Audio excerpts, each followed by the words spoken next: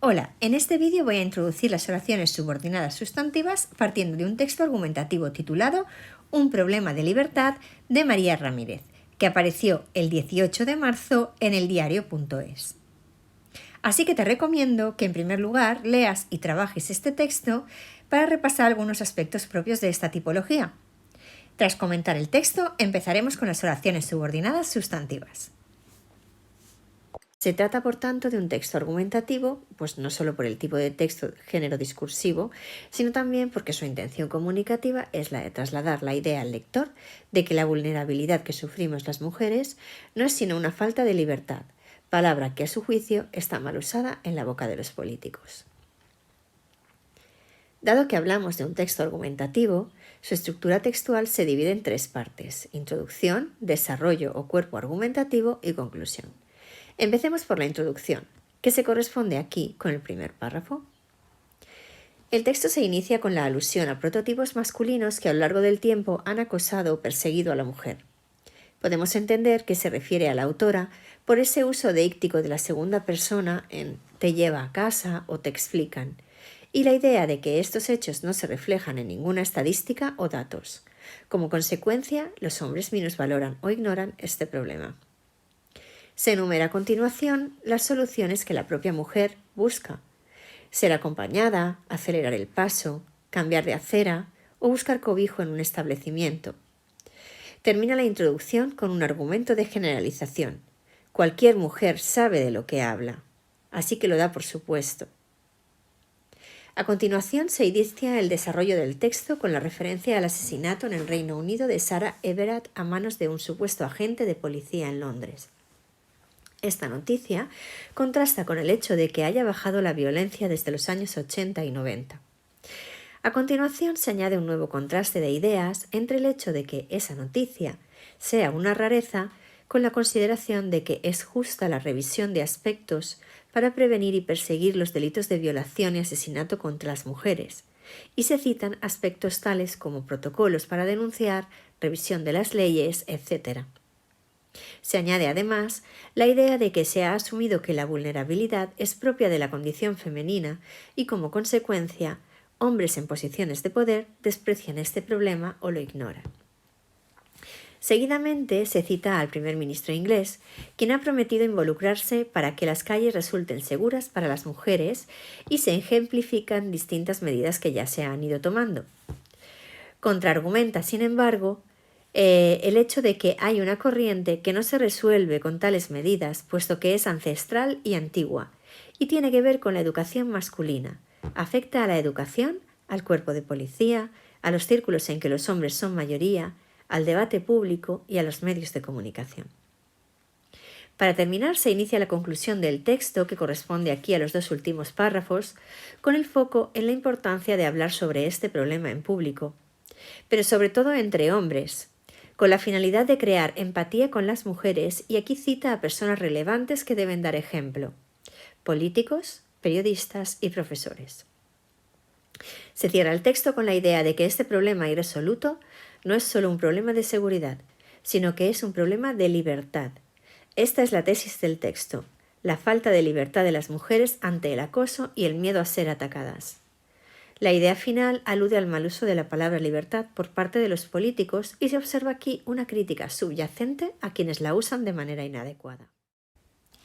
Las oraciones subordinadas sustantivas se llaman así porque pueden ser sustituidas por un sintagma nominal, a saber, un sustantivo, un pronombre o un elemento como un verbo en infinitivo. Probemos con una oración del texto como: te explican que tus miedos son paranoias sin base. En ella, el verbo explican necesita varios argumentos, a saber, que alguien, sujeto, explique a otro alguien, en este caso el complemento indirecto, alguna cosa, complemento directo. Bien, busquemos tales elementos argumentales en esta oración. El sujeto aquí es tácito, está omitido, es una tercera persona del plural, ¿no? Ellos o ellas. En el texto es otro elemento, pero esto ya lo veremos un poquito más adelante. El complemento indirecto aparece en forma de pronombre átono te, a ti. ¿Y dónde encontramos el complemento directo? Es decir, aquello que te explican. Pues sí, lo encontramos introducido por una conjunción completiva, en este caso que, en forma de oración, puesto que se construye con otro verbo, en este caso son. Pero volvamos un poco atrás. ¿Qué sabemos sobre el complemento directo? Además de que es un elemento argumental. Pues sabemos que se puede pronominalizar por lo, la, los o las, según el caso, y que normalmente es un sintagma nominal o un sintagma preposicional si es un elemento animado. ¿Se podría sustituir o simplificar esta oración por un sintagma nominal? Pues claro, podemos decir te explican esas cosas o te explican eso. Además, también podríamos decir te lo explican. No hay duda, el complemento directo aquí es una oración subordinada sustantiva introducida por un nexo que. Así pues, las oraciones subordinadas sustantivas realizan las funciones propias de los sintagmas nominales, que son sujeto, complemento directo, término en un sintagma preposicional, atributo y complemento circunstancial. Fijémonos ahora en la oración ser mujer entraña un alto riesgo añadido. En este caso, si nos fijamos en el verbo entrañar, necesitamos una serie de argumentos que lo acompañen como que algo o alguien entraña o entrañe otra cosa, en este caso un riesgo. Por lo tanto, en este caso los elementos argumentales del verbo entrañar son el sujeto y dentro del predicado un complemento directo. Aquí un alto riesgo. Por lo tanto, vemos que en este caso, si nos fijamos un poquito en el sujeto de la oración, está construido por el verbo ser en infinitivo más mujer, que en este caso es un complemento del verbo. Por lo tanto, lo que tenemos aquí es una oración, porque el verbo ser está acompañado de un atributo. Sé que es un atributo porque puedo sustituirlo por lo. Puedo decir serlo. ¿Qué ocurre? Que aquí tenemos una oración subordinada que se ha construido sin ningún tipo de nexo. ¿Por qué podemos decir que se trata de una oración subordinada sustantiva?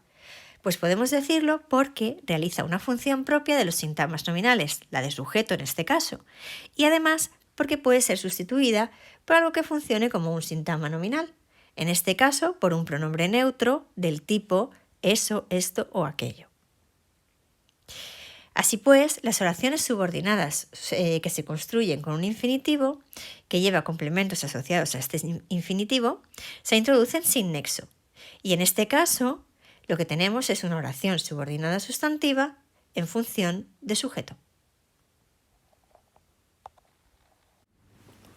Existe un tipo de oraciones subordinadas sustantivas construidas con verbos de lengua y que realizan la función de complemento directo, puesto que estos verbos suelen usarse para construir oraciones en estilo indirecto.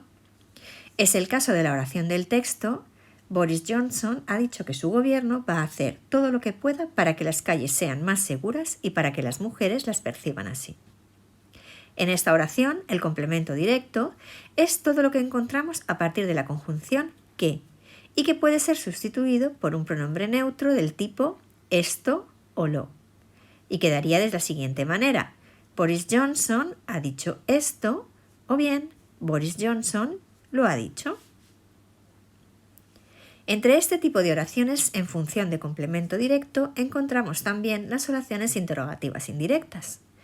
Como en el texto no tenemos ningún ejemplo, pensemos en oraciones como te he preguntado si quieres algo más, o bien la oración te he preguntado qué más quieres. En el primer caso, el nexo que introduce la subordinada es si.